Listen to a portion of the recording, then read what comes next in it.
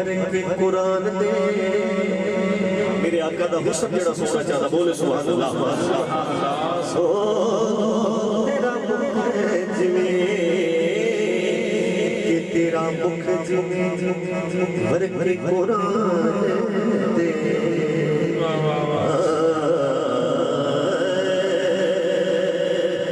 ایک گل سنن والی کہ تیرا مکھ جویں فرق قرآن دے تیرے کمرہ مان دے تیرے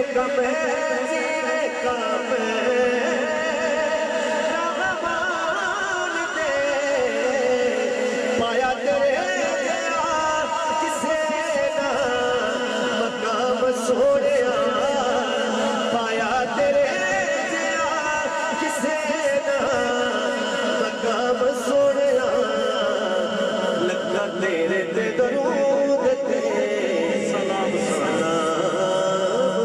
سوڑیا پنجابی نام میں ایک شعر پیش کرنے لگا بات مولا علی دی بارگاہ جی ایک شعر پیش کر کے میں اجازت لے لینی جیڑا علی دا دیوانہ بیٹھا بولے سبحان اللہ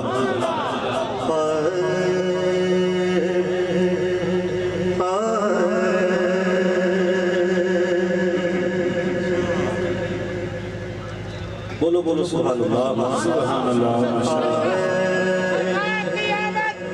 مکی کی آمد مٹھار کی آمد ذرا جوش سے بولو ذرا للکار کے بولو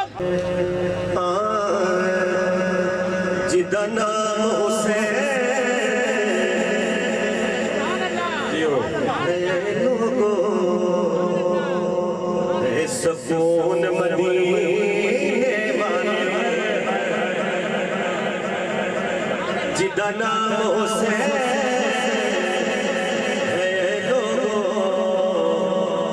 اے سکون مدینے والے او جدا نام حسین اے لوگو اے سکون مدینے والے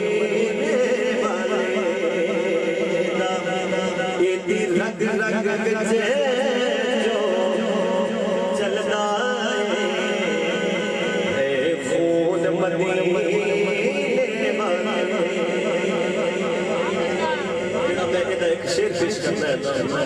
اگر تسی زندہ بیٹھے ہو تو پھر زندہ رہ جاؤ میں اصل کلام شعر پیش کرنا لگا خوش ہو جاؤ گے تمہاری روح خوش ہو جائے گی ایک باری خوش ہو کے بولو سبحان اللہ آئے رنگ رنگ گجے جو چل جائے اے خون مدینے والے رگ رگ گجے جو چل جائے اے خون مدینے والے شیخ سنا کہ ایسی صدقہ نبی دا ہمینا وہ سکون منگے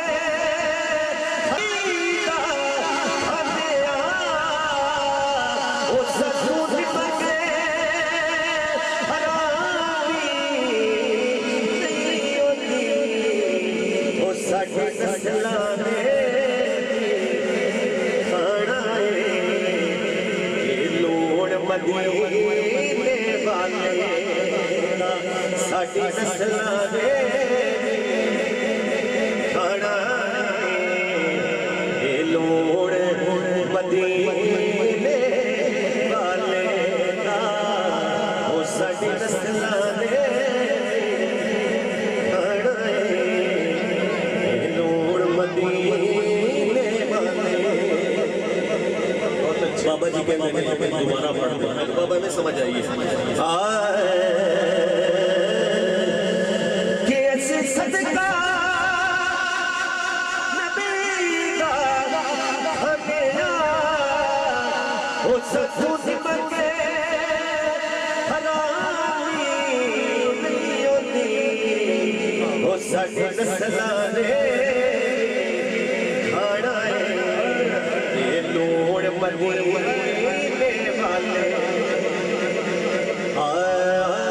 سی صدقہ نبی دا گانیا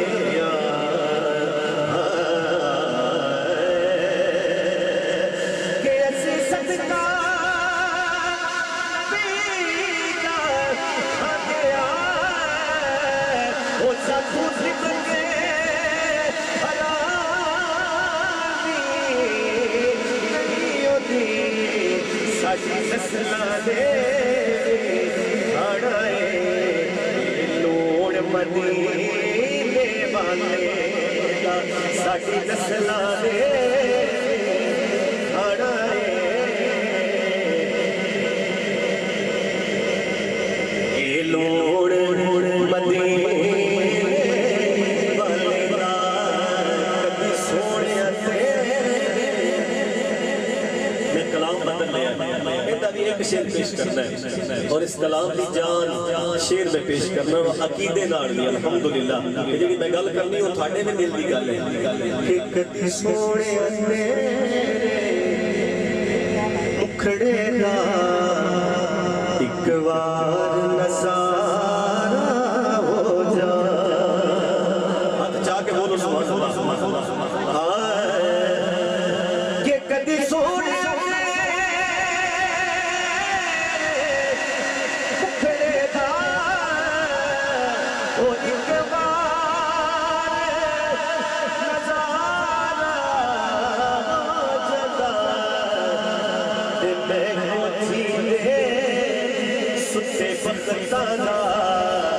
بیدار ستارہ ہو جا او میں کو جیلے ستے پکتانا بیدار ستارہ ہو جا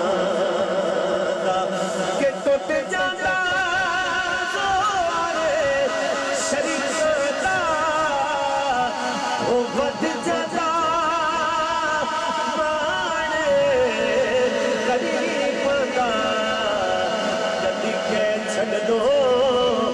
میرا نوکر او کدی کے چھڑ دو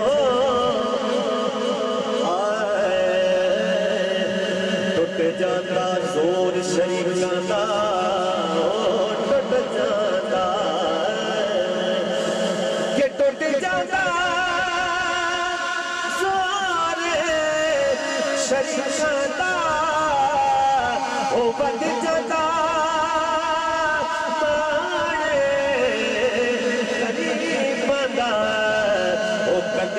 چھڑ دو اے میرا نوکر او کدی کے چھڑ دو اے میرا نوکر حیران نتارا جا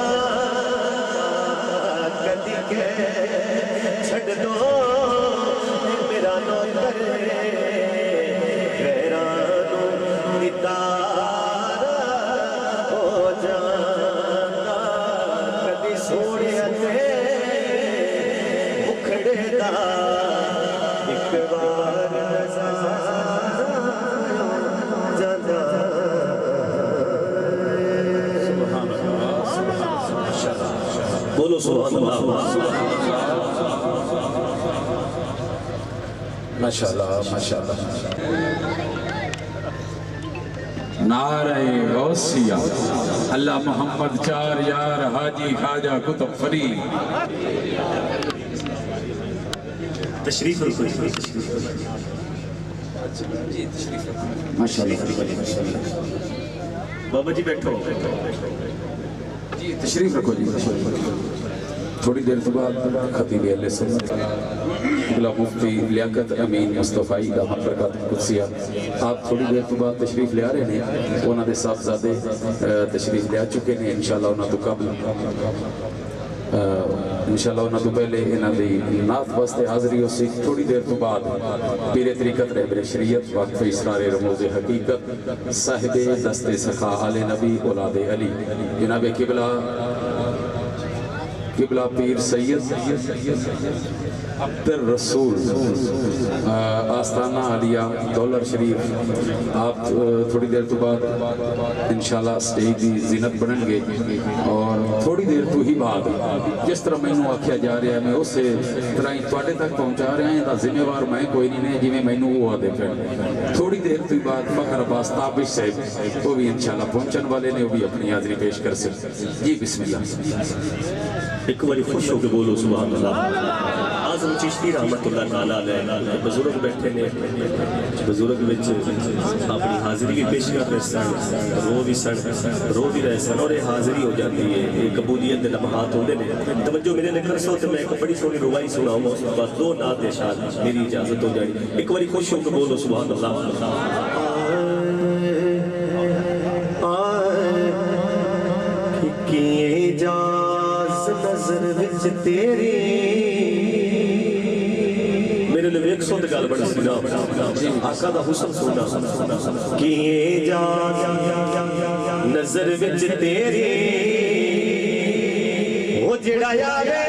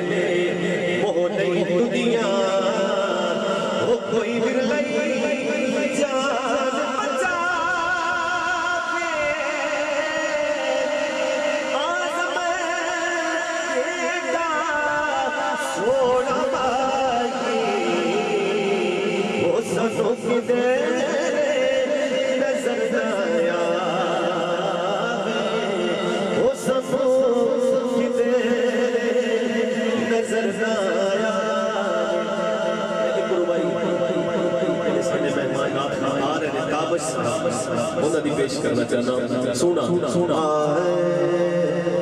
جتھو منگتا خالی ہٹ جاوے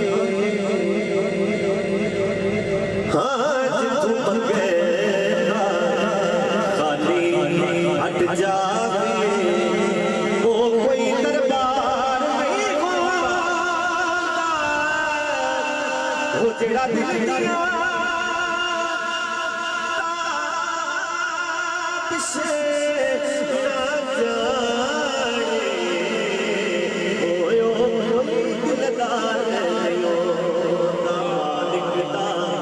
حکم بجا رکھنے وہ ساتھوے انکار نہیں ہوتا وہ کرے ہو مدیگے خیرم کو وہ ساتھوے سرکار نہیں ہوتا کہ خالی نہ موڑی ہوتے باد سایہ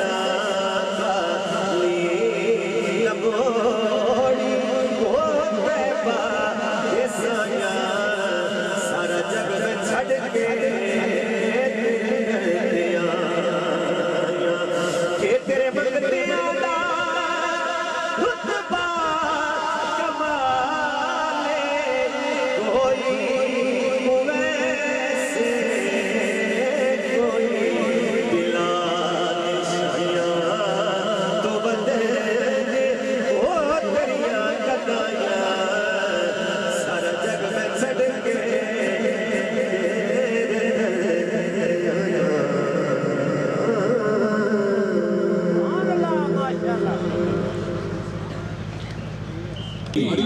علماء حق اہل سنت سامعین محترم خطیب اہل سنت فخر اہل سنت رہبر اہل سنت عاشق رسول عاشق مدینہ فنا فی شیخ فنا فی مدینہ حضرت علامہ مولانا مفتی لیاقت امین مصطفی دامت برکات القدسیہ آپ تشریف لائے اہلا وسہلا مرحبا تھوڑی دیر کے بعد انشاءاللہ انہاں دا نورانی وجدانی خطاب شروع ہو جائے گا حضرت صاحب تشریف لائے ہیں خطاب انہاں دا شروع ہونا لائے کھڑے رکو ہو گئے ہو تھوڑا تھوڑا قریب آ جاؤ جڑا بیچ گئے تھے انہوں سے جلوہ پیش کریے پڑھیے صلی اللہ علیہ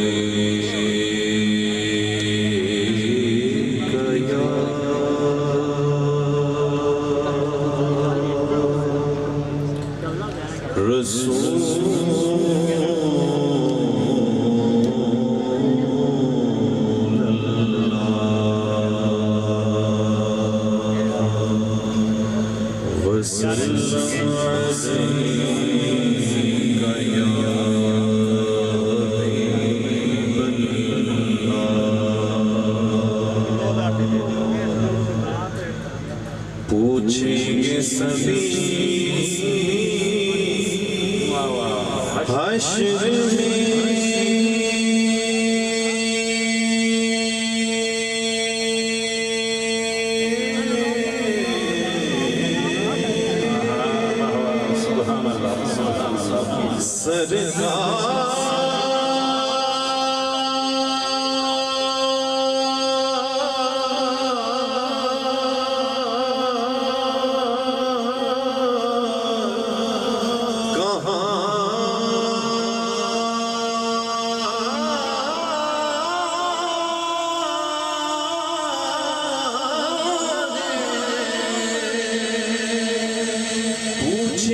سبھی حشر میں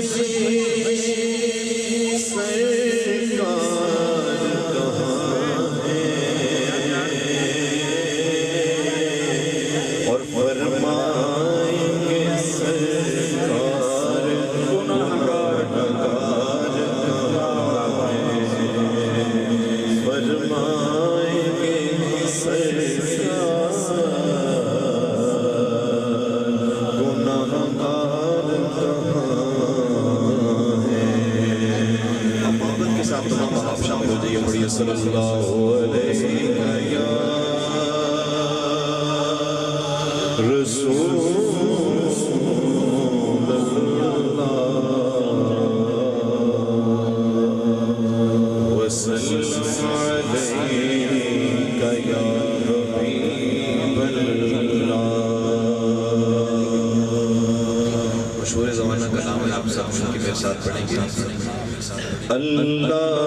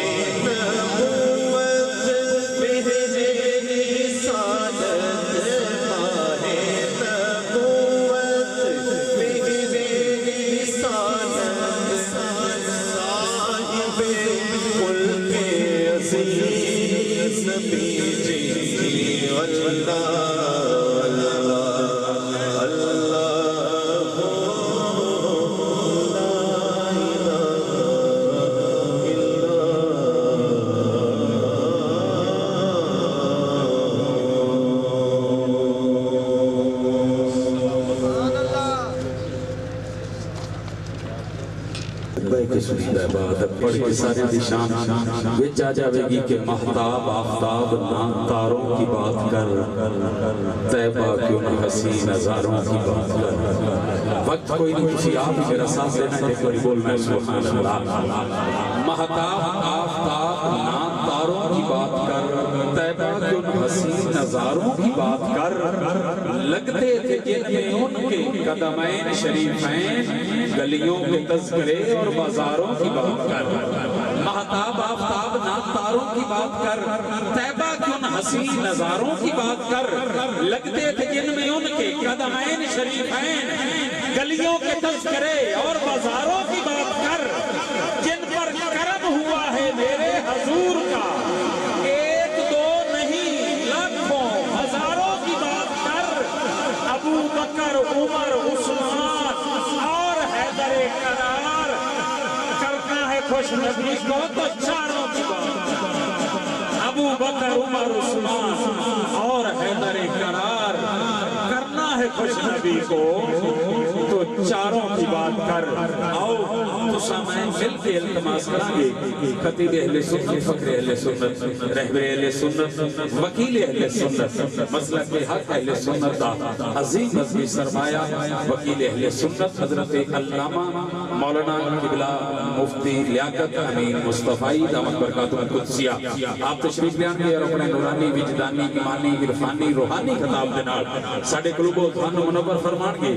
ایک باری جاگ دے ہویا بولو نعرہ تکبیر، سارے بولو نعرہ رسالت، نعرہ رسالت، نعرہ حیدری، نعرہ تحقیق، نعرہ غوثیہ، اللہ محمد جار یار حاجی خواجہ قطب فرید۔ الصلاة والسلام علی من لا نبی بعدہ، اما بعد فاعوذ باللہ من الشیطان الرجیم، بسم اللہ الرحمن الرحیم۔ قال اللہ تبارک و تعالی یا ایہا الذین آمنوا اتقوا اللہ وکونوا مع الصادقین، آمنت باللہ صدق اللہ مولانا العظیم۔ دروشی الصلاة والسلام علیکہ یا سیدی یا رسول اللہ، الصلاة والسلام علیکہ یا سیدی یا حبیب اللہ، وعلی آلکہ واصحابکہ یا سیدی یا خاتم النبی۔ حمد و صلاة کے بعد انتہائی واجب الاحترام معزز و محترم ذی وقار برادران اسلام اور سٹیج پہ موجود علماء کرام معززین، السلام علیکم ورحمۃ اللہ وبرکاتہ۔ آج کی یہ بابرکت اور پرنور محفل جو کہ حضور سیدنا غوث سمدانی، قطب ربانی، شہباز لامکانی، حضرت سیدنا غوث اعظم شیخ عبد القادر جیلانی رضی اللہ تعالی عنہ کے عرس مبارک کے حوالہ سے انعقاد پذیر ہے۔ آج دوسری مرتبہ برادر محترم ماہر محمد جاوید صاحب کی وساطت سے آپ سے ملاقات نصیب ہو رہی ہے۔ دعا ہے اللہ تعالی ہماری حاضری کا ایک ایک لمحہ اپنی بارگاہ میں قبول فرمائے، اور حضور سیدنا غوث اعظم رضی اللہ تعالی عنہ کی روحانی توجہات کا صدقہ اللہ ہمیں دنیا آخرت کی بہتریوں سے مالا مال فرمائے۔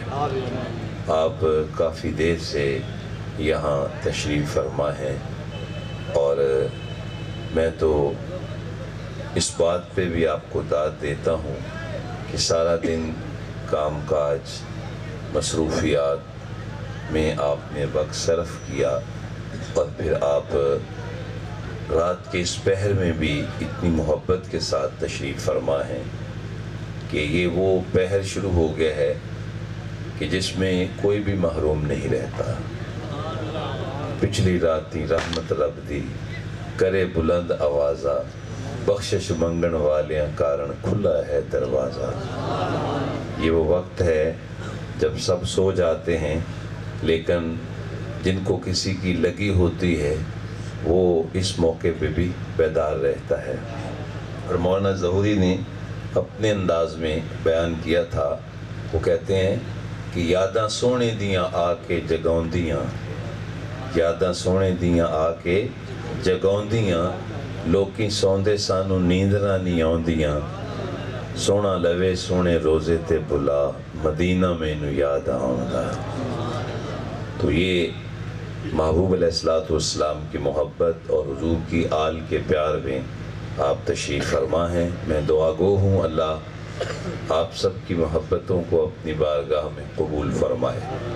آپ کی توجہ کے ساتھ چند باتیں آپ کے گوش گزار کر کے اپنی گفتگو کو سمیٹ لوں گا۔ اللہ مجھے حق بیان کرنے کی توفیق عطا فرمائے۔ حضور سیدنا غوث اعظم رضی اللہ تعالی عنہ کی زندگی کے مختلف پہلو ہیں۔ ایک تو ہے آپ کے فضائل و مناقب، وہ تو اتنے ہیں کہ احاطہ بیان میں آ ہی نہیں سکتے۔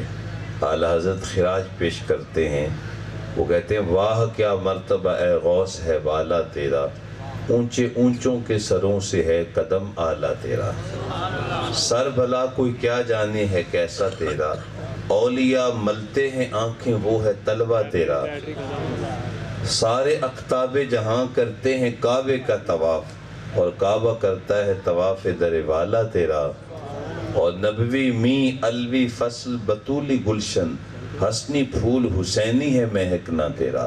وہ فرماتے ہیں کہ 5 تن پاک کا فیض اگر کسی ایک ذات میں دیکھنا ہے تو وہ میرے غوث اعظم شیخ عبد القادر جیلانی کو دیکھ لو، اور اپنی عقیدتوں کا اظہار دیکھیں کیسے کرتے ہیں۔ فرماتے ہیں اے میرے غوث تجھ سے در سے سگ اور سگ سے ہے مجھ کو نسبت، میری گردن میں بھی ہے دور کا پٹا تیرا، واہ کیا مرتبہ اے غوث ہے بالا تیرا۔ تو یہ تو ایک ایسا باب ہے کہ جس کو بیان کرنے کی سکت نہیں اور وقت بھی نہیں ہے۔ ایک ہے آپ کی کرامات، یہ ایک الگ عنوان ہے کہ آپ جب گفتگو کرتے تھے تو 70 ہزار لوگوں کا مجمع آپ کی بیان کو سنا کرتا تھا، اور ایک ایک مجلس میں 4 ہزار لوگوں کو اپنی نگاہ سے واصل باللہ کیا کرتے تھے، ان کو رب سے ملایا کرتے تھے۔ یہ میرے غوث کا کمال ہے اور یہ ان کی گفتگو کی تاثیر ہے۔ اللہ اکبر۔ تو یہ بھی ایک الگ باب ہے۔ ایک ہے آپ کی تعلیمات جو اولیاء کرام کا بنیادی اثاثہ ہوتی ہیں، اور حضرت سیدنا غوث اعظم رضی اللہ تعالی عنہ کی جو تعلیمات ہیں یقیناً وہ آپ کا بنیادی اثاثہ ہیں۔ ان تعلیمات کے بارے میں فرمایا درست العلم حتی صرت کتبہ، کا لوگوں میں علم پڑھتے پڑھتے قطبیت کے درجے پہ فائز ہو۔ اور اگر آپ کا قرآن مجید کا علم دیکھا جائے کہ قرآن مجید میں کس قدر آپ کو مہارت تھی، کیونکہ ہم تو آپ کے ماننے والے ہیں نا، اور ہر مہینے 11ویں شریف کا جو ہے وہ لنگر کھاتے ہیں اور ان کا نام لیتے ہیں، لیکن اصل لنگر میں آپ کے سامنے ان کا رکھنے لگا ہوں۔ یہ لنگر بھی اپنی اس کی اہمیت ہے، لیکن اس کے ساتھ ساتھ یہ جو لنگر ہے یہ اصل میں مین ہے کہ آپ قرآن مجید کا جو علم رکھتے تھے، آپ نے ایک تفسیر لکھی ہے جس کا نام ہے تفسیر الجیلانی، عربی میں ہے، اور ہمارے یہاں ساہیوال کے علامہ عبد الرسول منصور علیہ رحمہ انتقال فرما گئے، انہوں نے اس کا اردو ترجمہ بھی کیا ہے۔ کچھ اس کی جلدات میرے پاس بھی موجود ہیں ابتدائی۔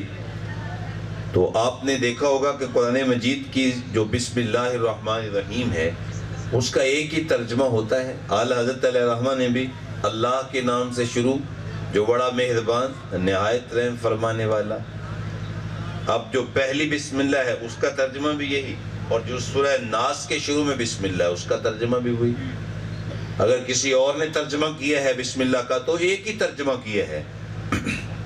لیکن میں حیران ہو گیا کہ جب میں نے حضرت سیدنا غوث اعظم رضی اللہ تعالیٰ کی تفسیر کا مطالعہ کیا تو قرآن مجید کے شروع میں 113 مرتبہ بسم اللہ صورتوں کے شروع میں آئی ہے، تو آپ نے ہر بسم اللہ کا الگ تفسیری ترجمہ کیا ہے۔ تو جس صرف قرآن مجید کی ایک آیت جس کو بسم اللہ الرحمن الرحیم کہا جاتا ہے، اس کی جو 113 تفسیریں بیان کرتا ہے اس کو شیخ عبد القادر جیلانی کہا جاتا ہے۔ ایک آیت کی 113 تفسیریں، آپ سوچ سکتے ہیں آج کوئی ایسا مفسر آپ کو نظر آئے گا کہ اتنا بڑا قرآن کا عالم، کیونکہ وہ حضرت مولا علی سے فیض لے رہے ہیں، وہ حضرت بی بی پاک سیدہ فاطمہ الزہرا سے فیض لے رہے ہیں، اللہ اکبر، وہ اپنے نانا محترم سے فیض لے رہے ہیں، چونکہ آپ کی والدہ محترمہ وہ حسینی سادات میں سے ہیں، حضرت بی بی فاطمہ ام الخیر حسینی سادات میں سے ہیں، اور والد محترم ابو صالح جنگی دوست وہ حسنی سادات میں سے ہیں۔ تو جب حسنی حسینی دونوں سادات کا ملاپ ہوتا ہے تو درمیان سے جو فرزند ارجمند تولد ہوتا ہے اس کو غوث اعظم شیخ عبد القادر جیلانی کہا جاتا ہے۔ پنج تن پاک کا فیض اور وہ علم جو حضور کے وراثت سے ان کو نصیب ہوا، تو یہ ہے اصل آپ کا لنگر، قرآن مجید کا علم۔ اب یہ میری ضرورت ہے، آپ کی ضرورت ہے کہ ہم اہل ایمان ہیں، یہ ہماری خوش نصیبی ہے، ہم اللہ کے نیک بندوں کی سنگت میں بیٹھا کریں۔ کہا جاتا ہے نا، صحبت سہل ترا سہل کنت، صحبت تالے ترا تالے کنت۔ اور یہ بھی کہا جاتا ہے کہ کورس تو فقط الفاظ سکھاتے ہیں، آدمی آدمی بناتے ہیں۔ جو ہم کورس کرتے ہیں اس سے صرف ہمیں ایک نصاب یاد ہو جاتا ہے، لیکن اگر آدمی بننا ہے تو پھر کسی آدمی کی صحبت میں بیٹھنا پڑے گا، اگر نیک بننا ہے تو پھر کسی نیکوکار کی سنگت میں بیٹھنا ہوگا، تو اس کے پاس جو اللہ کی رحمتیں اترتی ہیں تو اللہ ہمیں بھی اس کا صدقہ نیکی کی راہوں کا مسافر بنائے گا۔ قرآن مجید میں باقاعدہ ارشاد ہوا، یا ایھا الذین آمنوا اتقوا اللہ، اے ایمان والو اللہ سے ڈر جاؤ، وکونوا مع الصادقین، اور سچوں کے ساتھ ہو جاؤ، سچوں کے ساتھ ہو جاؤ، اور ایسا سچا کہ جب وہ ایک سچ بولتا ہے تو اللہ تعالیٰ ساری زندگی لوگوں کا مال لوٹنے والوں کو توبہ کی توفیق عطا فرما دیتا ہے۔ تو وہ کیسا سچا ہے؟ سیدنا غوث اعظم رضی اللہ تعالیٰ عنہ۔ تو میری ضرورت ہے، آپ کی بھی ضرورت ہے کہ ہم اللہ کے کسی نیک بندے کی سنگت میں بیٹھیں، اور عموماً ہمارا اہل سنت میں یہ چلتا ہے کہ ہم کسی نہ کسی پیر کے مرید ہوتے ہیں، اور اس کا مقصد بھی یہی ہوتا ہے کہ اس کے پاس بیٹھ کے ہم بھی اللہ کے قریب ہو جائیں، اللہ کی رحمتوں کے مستحق ہو جائیں۔ اب سوال یہ ہے کہ وہ پیر کیسا ہونا چاہیے جس کے پاس بیٹھ کے ہم رہنمائی لے سکتے ہیں؟ اس حوالے سے حضرت سیدنا غوث اعظم شیخ عبد القادر جیلانی رضی اللہ تعالیٰ عنہ کی جو تعلیمات ہیں، کتاب کا نام یاد کر لیجئے گا، قلائد الجواہر، عربی میں ہے، اس کا اردو ترجمہ بھی مارکیٹ میں آ چکا ہے، فضائل غوث اعظم رضی اللہ تعالیٰ عنہ کے نام سے۔ اس کتاب میں آپ کی کچھ تعلیمات کا ذکر کیا گیا ہے۔ اس میں ایک چیپٹر یہ ہے کہ وہ کون سا شخص ہے یا اس کا معیار کیا ہے کہ جو یہاں مسند طریقت پہ بیٹھ کر لوگوں کی بیعت کرے اور لوگوں کی رہنمائی کرے، اس کی کوالٹی کیا ہونی چاہیے، اس کا معیار کیا ہونا چاہیے۔ اس پہ حضرت سیدنا غوث اعظم رضی اللہ تعالیٰ عنہ نے اپنی جو ہے وہ معروضات اور اپنے فرامین پیش فرمائے ہیں۔ دیکھیں آج اگر پرائمری کا ٹیچر بھی ہے، ابھی مجھے فرما رہے تھے بزرگ کہ میں جو ہے وہ ماسٹر ہوں، ٹیچر ہوں، تو یہ بہتر جانتے ہیں، آپ بھی جانتے ہیں، اگر پرائمری کا ٹیچر ہو تو اس کا بھی ایک میرٹ ہے۔ درجہ چہارہ میں بھی کسی ملازم کو ہم نے بھرتی کرنا ہو تو اس کا بھی ایک میرٹ ہوتا ہے، کچھ نہ کچھ تو اس کے لیے بھی معیار ہوتا ہے۔ تو جب ایک پرائمری کے ٹیچر کا معیار ہے تو ظاہر ہے جس بندے نے لوگوں کی رہنمائی کرنی ہے اور یہ حضور کے اس منبر پہ بیٹھنا ہے، اس کا بھی تو کوئی معیار ہونا چاہیے۔ کہتے ہیں نا جی، پانی پیو پون کے تے پیر پھڑو چون کے۔ تو یہ چون کا کیا مطلب ہے؟ کیسے چنیں گے اس کو؟ اس کا معیار کیا ہونا چاہیے؟ اس کا میرٹ کیا ہونا چاہیے؟ اب میرٹ کوئی عام بندہ تو نہیں بنا سکتا، ظاہر ہے فن کا ماہر ہی میرٹ بنائے گا نا۔ تو آپ مجھے بتائیں حضرت سیدنا غوث اعظم سے بڑا ماہر کون ہو سکتا ہے؟ کہ جو فرماتے ہیں کہ ہر ولی کی گردن پہ میرا جو ہے وہ پاؤں ہے، اور میں ہر ولی کے اوپر میرا ایک مقام ہے، میرا مرتبہ ہے، ولایت کا آغاز ہی وہیں سے ہوتا ہے تو پھر ظاہر ہے ان سے بڑا ماہر تو کوئی نہیں ہو سکتا. تو آئیے ذرا انہوں نے کیا معیار دیا. بس میں یہ آپ کے چند منٹ آپ کی توجہ کے ساتھ. آپ فرماتے ہیں کہ جس بندے کے اندر اخلاقیات کے لحاظ سے 12 صفات پائی جائیں تم اس کے ہاتھ میں ہاتھ دے کے اس کی بیعت کر سکتے ہو, اس سے تم رہنمائی لے سکتے ہو. اب وہ اپنے 12 صفات سن لینی ہے. کتاب کا نام میں نے آپ کو بتا دیا ہے, اس میں حضور سیدنا غوث اعظم رضی اللہ تعالیٰ عنہ کا یہ معیار موجود ہے. آپ فرماتے ہیں کہ اس کے اندر اللہ تعالیٰ کی بے شمار صفات ہیں, ان میں سے 2 صفات اس کے اندر اللہ تعالیٰ والی ہونی چاہیے, کم از کم 2 صفات. وہ کون کون سی؟ ایک تو اللہ کی صفت ستار کا مظہر ہو, دوسرا اللہ کی صفت غفار کا مظہر ہو. ستار عیب چھپانے والا. اللہ ہمارے کتنے عیب چھپاتا ہے. آج میں اگر اپنے من میں ڈوب کے دیکھوں, آپ اپنے من میں جھانک کے دیکھیں, تو جتنے عیب ہیں اگر لوگوں کے سامنے ظاہر ہو جائیں تو ہم چلنے کے قابل رہیں. وہ تو مالک ہے کہ پردے ڈال کے ہمیں چلا رہا ہے. تو اللہ تعالیٰ عیب پوش ہے, عیبوں پہ پردہ ڈالتا ہے. تو پیر جو ہوتا ہے وہ بھی عیبوں پہ پردہ ڈالتا ہے. ولایت میں ایک بہت بڑا نام ہے حضرت حاتم اصم رحمت اللہ تعالیٰ علیہ کا. اصم کس کو کہتے ہیں؟ اصم کہتے ہیں جو بہرا ہو. ان کی سیرت میں موجود ہے کہ یہ بہرے نہیں تھے, لیکن اس کے باوجود بھی ان کو اصم کہا گیا. تو وجہ کیا ہے؟ تو کہتے ہیں یہ تشریف فرما تھے تو لوگ آپ کے پاس آ رہے تھے. ظاہر ہے اللہ کے نیک بندوں کے پاس لوگ آتے ہیں اپنے معاملات پیش کرنے کے لیے. تو ان کے پاس ایک خاتون آئی, اس نے کوئی اپنا دکھڑا کہنا تھا, اس کی کوئی بیچاری کی پریشانی تھی. جب وہ آپ کے قریب آئی نا, اس نے اتفاق کہ اس کی ری خارج ہوگی, اس کی ہوا خارج ہوگی, تھوڑی آواز بھی نکلی. اب وہ بڑی پریشان ہوگی, بڑی شرمندہ ہوگی کہ میں اللہ کے نیک بندے کے پاس آئی تھی اور یہاں تو میری ری خارج ہو گئی ہے. اور وہ پانی ہو گئی, شرمندہ ہو گئی. اب بزرگ اس کی خفت مٹانا چاہتے تھے, اس کی شرمندگی والا انداز ختم کرنا چاہتے تھے. تو جب وہ پاس آئی نا تو اپنے کان پہ ہاتھ رکھ کے کہنے لگے, بی بی ذرا اونچا تو بولو, مجھے تمہاری آواز نہیں سنائی دے رہی. یعنی یہ عمل کر کے اس کو تاثر دے دیا کہ جس وجہ سے تو شرمندہ ہو رہی ہے اس کا تو مجھے پتہ ہی نہیں, تو لہذا تجھے شرمندہ ہونے کی ضرورت نہیں. اب وہ بالکل نارمل ہو گئی, اس نے اپنی بات کہی اور اپنی معروضات پیش کر کے وہ چلی گئی. اب یہ بزرگ بعد میں بھی دانستہ طور پہ بہرے بنے رہے. کیوں؟ کہ اس کو جب بھی پتہ چلے گا تو وہ شرمندہ ہو جائے گی. تو لہذا اب میں ہمیشہ بہرا بن کے رہتا ہوں کہ وہ زندگی میں کبھی بھی شرمندہ نہ ہو. تو یہ ہوتا ہے اللہ کا ولی کہ وہ عیب چھپانے والا ہوتا ہے. اور سن لیجئے, آقا کریم صلی اللہ علیہ وسلم نے ارشاد فرمایا کہ جو شخص دنیا کے اندر کسی بندہ مومن کے عیب پہ پردہ ڈالتا ہے, کل قیامت کے دن اللہ اس کے عیبوں پہ پردہ ڈال دے گا. عیبوں کو تش تزبام نہیں کرتے, لوگوں کے عیب ٹٹولا نہیں کرتے, بلکہ لوگوں کے عیب چھپایا کرتے ہیں. یہ اللہ جل شانہ کی صفت ہے.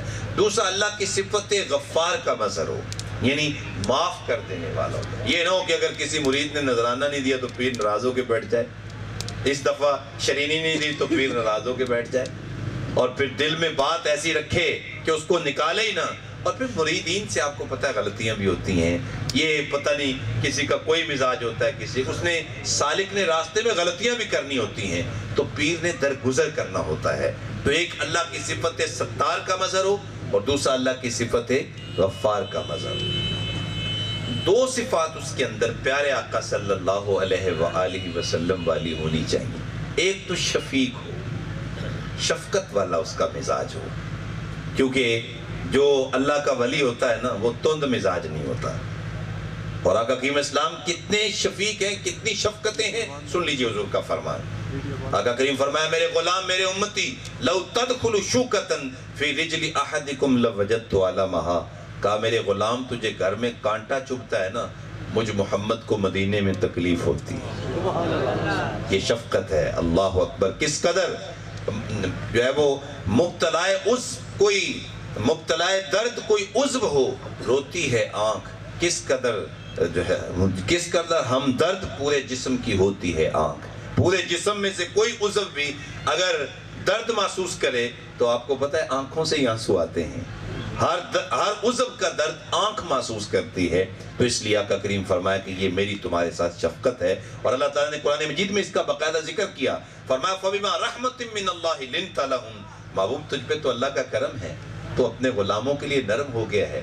وَلَوْ كُنْتَ فَظًّا غَلِيظَ الْقَلْبِ لَانفَضُّوا مِنْ حَوْلِكَ. اگر تو تند مزاج ہوتا, اگر تیرا دل سخت ہوتا, تو تیرے آس پاس اتنے لوگ تو جمع نہ ہوتے.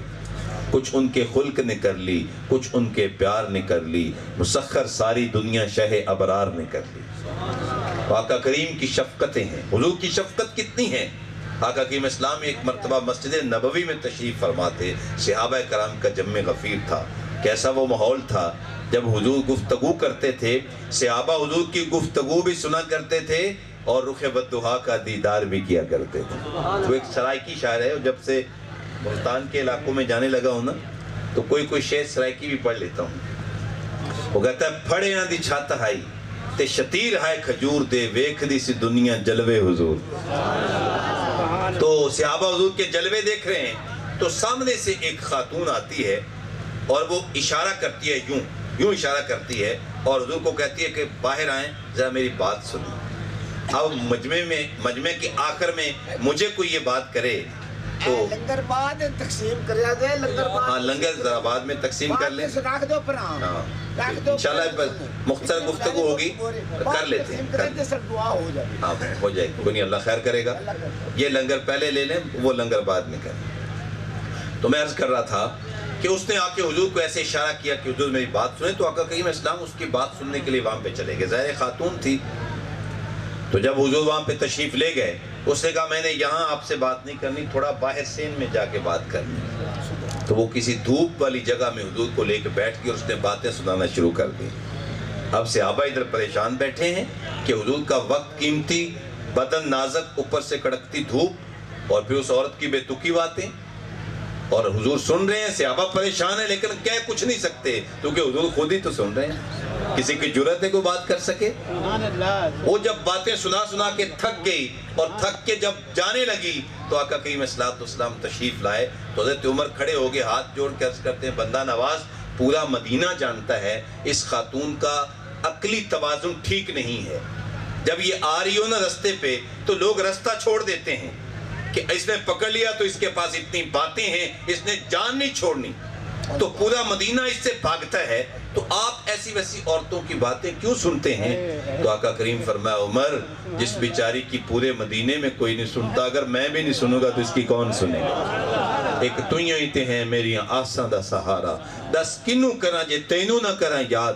روایات میں آتا ہے اس کو بلا کے کہا, اے خاتون جب تیرے غم زیادہ ہو جائیں اور تیرے دکھ بڑھ جائیں, تو مدینے کے جس کونے اور جس چوک پہ بیٹھ کے تو محمد کو اپنے دکھڑے سنا لیا کر, میں تیرے دکھوں کو سنا کروں گا. تو شفیق ہو. آقا کریم علیہ السلام کا وجود مسعود مجسم شفقت ہے. لہٰذا مجھے چاہیے, آپ کو چاہیے, حضور کے کسی امتی کو تکلیف نہ پہنچائیں, ورنہ مدینے میں حضور کو تکلیف ہوتی ہے. یہ ان کی شفقت ہے. ایک صحابی تھے, ان سے بدکاری سرزد ہو گئی, انہوں نے خود اقرار کیا, اور جب اقرار کر چکے تو ان کو سزا دی جا رہی تھی, پتھر مار کے ان کو جو ہے وہ سزا دی جا رہی تھی, حد لگائی جا رہی تھی. تو حضور مسجد نبوی میں بے چین ہیں, کبھی ادھر جا رہے ہیں کبھی ادھر جا رہے ہیں. صحابہ نے عرض کیا حضور خود تو آپ نے کہا کہ اس کو پتھر مارو, اور آپ خود پریشان ہو کے بیٹھ گئے ہو. تو فرمایا وہ میرا عدل تھا, یہ میری محبت ہے, یہ میری شفقت ہے. تو جتنی شفقتیں حضور کی امت کے ساتھ ہیں, تو لہٰذا ہمیں چاہیے ہم حضور کے غلاموں کو تکلیف نہ پہنچائیں. اب ہم آج یہی کہہ رہے ہیں کہ تحریک لبیک پاکستان کے جو غیور نوجوان ہیں, جو لبیک یا اقصی مارچ فلسطینیوں کے ساتھ اظہار یکجہتی کے لیے نکلے ہیں, پوری دنیا میں لوگ ان کے ذات اظہار یکجہتی کے لیے نکل رہے ہیں. یہ کوئی نئی بات تو نہیں ہے, اور یہ تو ہے بھی اسلامی جمہوریہ پاکستان. تو اس کے اندر اگر کوئی پرامن انداز سے احتجاج کرتا ہے اور اپنے مسلمان بھائیوں کے حق میں ان کی ہمدردی میں احتجاج کرتا ہے, تو کیا آگے سے اس کو گولیاں برسائی جاتی ہیں, عاشقان رسول کا خون بہایا جاتا ہے؟ افسوس ہوا کہ ریاست ماں ہوتی ہے, لیکن آج ریاست نے جس انداز کے ساتھ अपने ही नौजवानों के ऊपर गोलियां बरसाईं, तो इनके ऊपर बस अस्तगफिरुल्लाह ही हम पढ़ सकते हैं और इनका हम जो मातम ही कर सकते हैं। क्या ये अच्छा होता कि तुम उनके साथ डायलॉग करते, उनके पास बैठ के तो कहते हाँ हम भी आपके साथ हैं, लेकिन मुल्क के जो दाखिली हालात हैं वो आपके सामने हैं, मुल्क के जो बैरूनी हालात हैं वो आपके सामने हैं, लिहाजा आपका एहतजाज रिकॉर्ड हो गया, अब हम आपके साथ हैं, आप जो है वो अपना मामला ख़त्म कर लें और आगे हम जो है वो इस्लाम के लिए मज़ीद काम करेंगे तो कितना ही अच्छा होता। लेकिन ये हुजूर के ग़ुलामों का खून बहाया गया, ये खून रायगा नहीं जाएगा। खून जब बहता है तो वो ज़ाया नहीं होता बल्कि वो जम जाता है और जालिमों की बर्बादी का सबब बन जाता है। तो इसलिए ये बहुत बुरा हुआ और जो हो रहा है ऐसा नहीं होना चाहिए। तो आका करीम इस्लाम को मदीना तैयबा में ये दुख होता है जब हुजूर के किसी उम्मती को तकलीफ दी जाती है। एक उसने कहा, हज़रत सैयद गौस आज़म रज़ियल्लाहु तआला फरमाते हैं कि हुजूर की सिफ़त शफ़ीक का मज़हर हो, शफ़क़त उसमें पाई जाती हो। दूसरा रफ़ीक हो, यानी दोस्ती की रीत निभाना जानता हो। दोस्ती तो सब लोग करते हैं, लेकिन जैसे दोस्ती की वफादारी और दोस्ती की रीत आमना के लाल निभाते हैं, कायनात में उसकी मिसाल नहीं मिलती। हुजूर से तो पत्थर भी प्यार करें तो हुजूर फरमाते हैं उहदुन जबलुन युहिब्बुना व नुहिब्बुहु। ओहद पत्थरों का बना हुआ है, पहाड़ है, मुझसे मोहब्बत करता है, महरूम नहीं रहता, मैं मोहम्मद भी इससे मोहब्बत करता हूँ। उनसे तो लकड़ी प्यार करे तो महबूब अलैहिस्सलाम उसको भी नवाज देते हैं। बुखारी शरीफ की वो रिवायत कि जिस लकड़ी के खजूर के उस सतून के साथ लग के हुजूर वाज फरमाया करते थे, वो ऐसा सतून था जो कभी किसी बाग में था, उसमें नबाताती रूह थी, उसको वहाँ से काट दिया गया, मस्जिद नबवी में लगा दिया गया। आज भी उस सतून का नाम मौजूद है, उस्तुने हन्नाना। जिन लोगों ने मस्जिद नबवी की ज़ियारत की है वो सतून आपके ज़हन में आ गया होगा, और जिन्होंने अभी तक मस्जिद नबवी की ज़ियारत नहीं की, मैं दुआ करता हूँ अल्लाह करे वो उड़ के मदीने पहुँच जाए, इसलिए कि मदीना नहीं देखा तो कुछ नहीं देखा। जिन्हों वेख के अखियां ठरदियां ने, जिन्हों वेख के ठरदा सीना है, रब्बा तेरी सारी खुदाई विचों ही कोई शहर ते बस मदीना है। इसको उस्तने हन्नाना इसलिए कहा जाता है कि ये हुजूर की जो है वो जो फुरकत के अंदर हुजूर की जुदाई में रोया था, और आका करीम इस्लाम मिंबर छोड़ के उसके पास आ गए और उसको अपने सीने से लगा लिया और फरमाया अगर तू चाहे तो मैं तुझे दोबारा बाग में लगा देता हूँ, सहाबा तेरा फल खाएंगे, और अगर तू चाहे तो कल क़यामत के दिन मैं तुझे जन्नत में लगा दूंगा। तो चूंकि वो हुजूर का रफीक था, हुजूर का दोस्त था, उसने कहा या रसूलल्लाह मुझे तो आखिरत में जन्नत में लगा दीजिएगा। तो हुजूर ने वादा किया इन्नी अगरिसुक फिल जन्ना, मैं मोहम्मद वादा करता हूँ कल क़यामत के दिन मैं तुझे जन्नत के बाग में लगा दूंगा। मैं आपकी तवज्जो चाहूँगा 129 नौएल वालों, हुजूर के दीवानों, ये जुमला मेरा सुन लीजिए।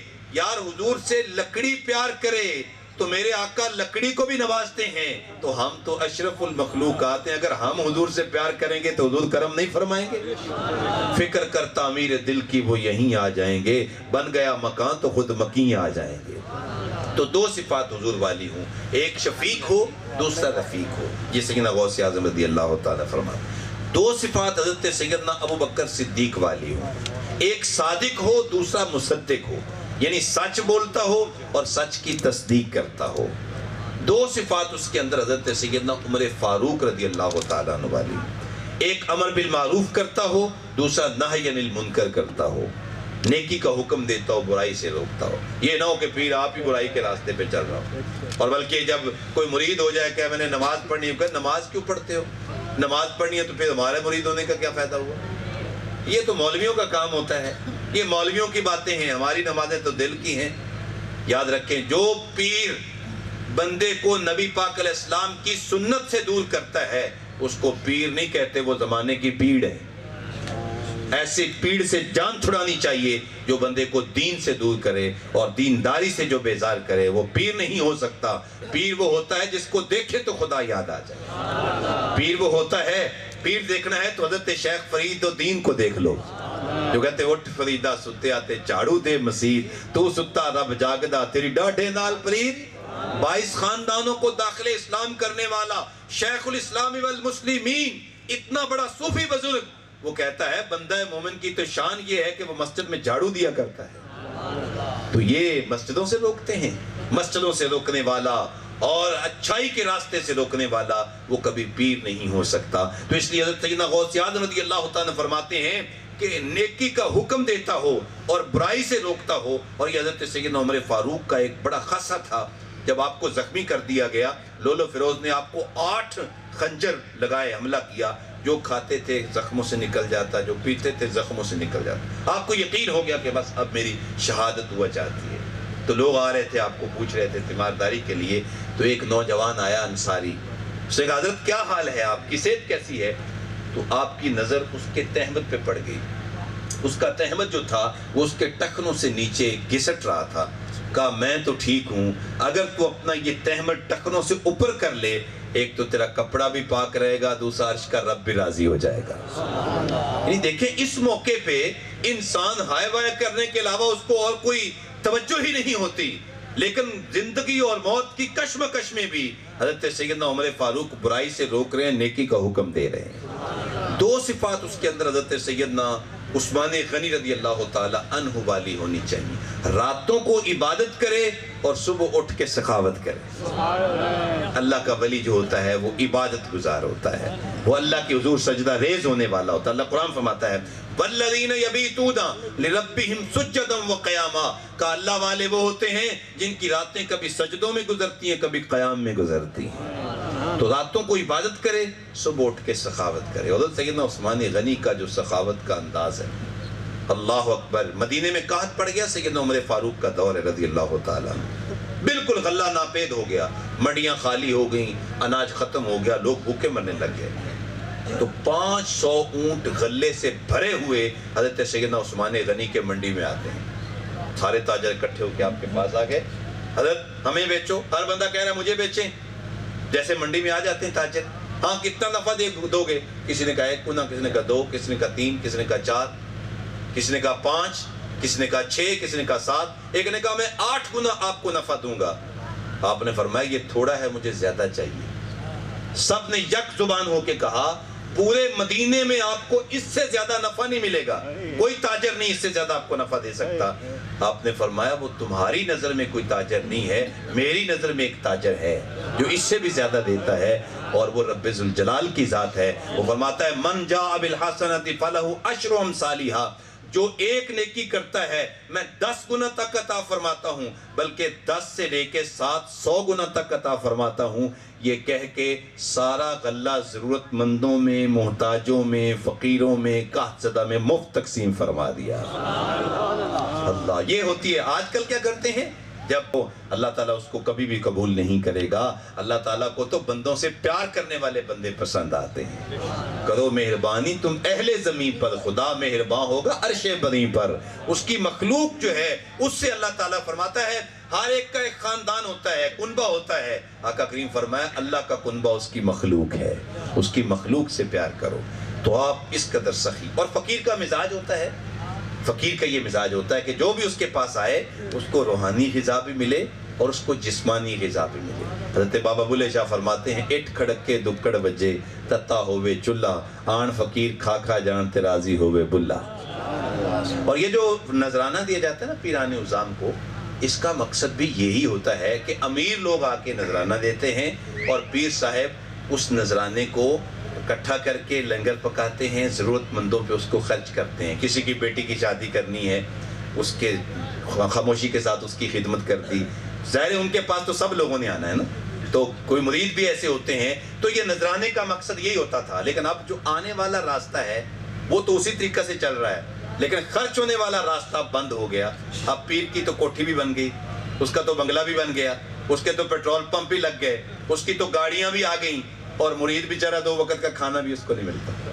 وہ قبلہ بیان فرمایا کرتے ہیں، وہ علامہ اقبال رحمۃ اللہ علیہ، وہ جو مکلوڈ روڈ پہ آپ کی کوٹھی ہے نا لاہور میں، تو وہاں آپ موجود تھے. تو کوئی پیر صاحب آئے لاہور میں، تو انہوں نے کہا چلو اقبال سے ملتے ہیں، مسلمانوں کا لیڈر ہے. تو ملنے کے لیے آ گئے. تو ملاقات ہوئی. ان کا ایک مرید تھا، اس کو پتہ چلا کہ میرے پیر صاحب آئے ہوئے ہیں، تو چلو میں جاتا ہوں اپنے پیر صاحب سے ملاقات ہو جائے گی. وہ ملنے کے لیے آیا، ملاقات ہوئی. کیا حال ہے بیٹا؟ ٹھیک. بس ایک مشکل آئی ہوئی ہے. ہاں بتاؤ.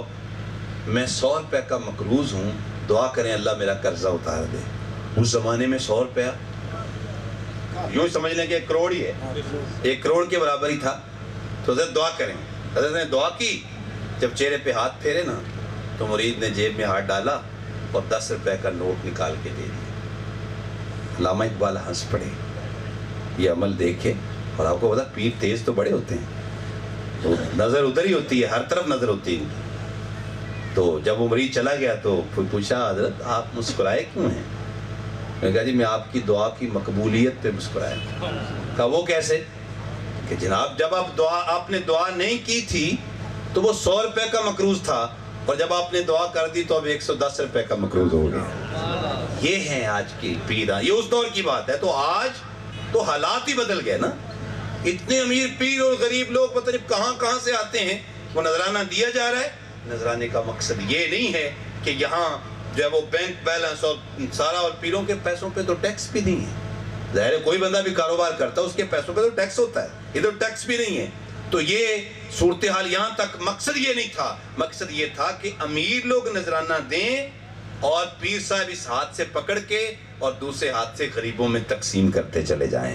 کیونکہ فقیر کا مزاج ہوتا ہے یہاں جو بھی آئے اس کو روحانی غذا بھی ملے، اس کو جسمانی غذا بھی ملے. تو کہا 2 صفات سیدنا عثمان غنی والی ہوں، راتوں کو عبادت کرے، صبح اٹھ کے سخاوت کرے. آخری 2 صفات اس کے اندر حضرت مولا علی والی ہے. ایک عالم ہو، چونکہ جو جاہل ہوتا ہے وہ اللہ کا ولی نہیں ہو سکتا. حضرت سلطان العارفین بھی فرماتے ہیں نا، علم باج کو کرے فقیری کافر مڑے دیوانہ ہو، سہ ورے دی کرے عبادت پر اللہ تو روے بیگانہ ہو.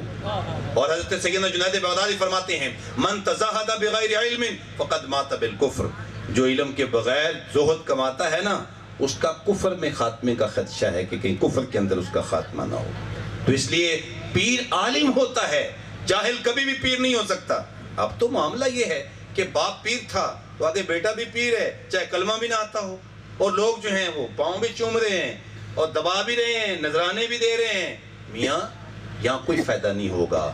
جو حضرت سیدنا غوث اعظم رضی اللہ تعالیٰ فرما رہے ہیں کہ عالم ہو، یہ میں نہیں کہہ رہا، یہ علماء نہیں فرما رہے، یہ پیرانے پیر فرما رہے ہیں. یہ غوث اعظم شیخ عبد القادر جیلانی فرما رہے ہیں کہ ولی کے لیے عالم ہونا ضروری ہے. ایک تو وہ عالم ہو، دوسرا بہادر ہو. ظاہر ہے اس کو کہیں کلمہ حق بھی کہنا پڑے گا. یہ نہ ہو کہ وہ اپنے مرید کو ہی نہ کہہ سکے کہ جناب داڑھی رکھ لے، اتنا بھی نہ کہہ سکے، اور بلکہ مرید سے ڈرتا ہو کہ کہیں ناراض نہ ہو جائے. آج کل یہ بھی ہو جاتا ہے، امیر مرید جلدی ناراض ہو جاتے ہیں اور وہ ان کی بات پوری نہ ہونا تو وہ ویسے ہی بیعت ہی چھوڑ جاتے ہیں، کیونکہ ان کے بیعت کا مقصد ہی کچھ اور ہوتا ہے. تو میاں بیعت اس لیے نہیں ہوئی جاتی. تو بہادر ہونا چاہیے. اور اس پہ حضرت سیدنا غوث اعظم رضی اللہ تعالیٰ کی وہ بات بڑی معروف ہے کہ آپ تشریف فرما تھے، وقت کا بادشاہ مستنج بلا خلیفہ 5 اشرفیوں کی تھیلیاں لے کے آپ کے پاس آیا. حضرت یہ آپ کی بارگاہ میں نذرانہ پیش کرنا ہے. آپ نے فرمایا اٹھا لو اسے، لے جاؤ. غریبوں کا خون نچوڑ کے مجھے نذرانہ دینے کے لیے آ گئے. حضرت میری اپنی حلال کی کمائی ہے. تو آپ نے ایک تھیلی پکڑی اور اس کو یوں تو دیا اشرفیوں کی تھیلی کو. جب تو دیا نا تو سرخ سرخ قطرے خون کے گرنے لگے اور خون بہنے لگ گیا. تو حضرت سیدنا غوث اعظم رضی اللہ تعالیٰ نے فرمایا اگر مجھے عطرت پیغمبر کا لحاظ نہ ہوتا، چونکہ یہ بنو عباس میں سے تھا، اگر مجھے اس کا لحاظ نہ ہوتا تو میں تیرے یہ پیسے نچوڑتا جاتا اور تیرا یہ خون تیرے محلات تک پہنچتا. اٹھا لو اس کو، لے جاؤ واپس، میں نے اس کو قبول نہیں کرنا. اس لیے کہ یہ غریبوں کا خون نچوڑ کے، یہ شروع سے ایسے ہے، یہ نچوڑتے ہیں، نام غریبوں کا لیتے ہیں، نام مزدوروں کا لیتے ہیں. اور کیا کسی نے کہا تھا کہ جناب حالات پھرے ہیں وزیروں کے اور صورتحال وہی ہے فقیروں کی. وہ ووٹر بیچارے ویسے کے ویسے ہی رہ جاتے ہیں، اور جناب یہ جو غریبوں کے نام پہ آتے ہیں ان کا جناب وہ کچھ ہو جاتا ہے کہ ہم سوچ بھی نہیں سکتے. تو اس لیے یہ لوگ ایسے ہی ہوتے ہیں. تو حضرت سیدنا غوث اعظم نے شہنشاہ وقت کو بھی کلمۃ الحق کہا. تو اس لیے وہ بہادر ہونا چاہیے. بہادر ہوگا تو وہ پھر ڈٹ جائے گا. تو یہ 12 صفات حضرت سیدنا غوث اعظم رضی اللہ تعالیٰ فرماتے ہیں جس بندے کے اندر پائی جائیں. میں تمہیں اس بات کا معیار دیتا ہوں کہ اگر اس کے ہاتھ میں تم ہاتھ دے کے اس کے پاس بیٹھو گے نا تمہیں محمد کا قرب بھی نصیب ہوگا، عرش والے رب کا بھی قرب نصیب ہوگا. یہ ہیں آپ کی تعلیمات حضرت سیدنا غوث اعظم قطب ربانی شہباز لا مکانی قندیل نورانی حضرت سیدنا غوث اعظم شیخ عبد القادر جیلانی رضی اللہ تعالی عنہ. یہ جو آپ کی 11ویں کی جاتی ہے نا، اصل میں آپ ہر چاند کی 11 تاریخ کو ایک مجلس کا اہتمام کیا کرتے تھے، اور اس میں پھر کھانا بھی پکتا، اور اس میں آپ ایک بڑا